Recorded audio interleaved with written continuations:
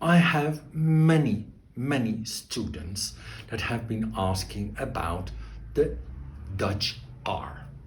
Okay, let's clear this up. In Dutch, in the alphabet, obviously we have an R. But is there something like a Dutch R?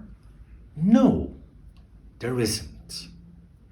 You can say Rotterdam, like many Dutch people want you to say, or Rotterdam, like most likely you would say.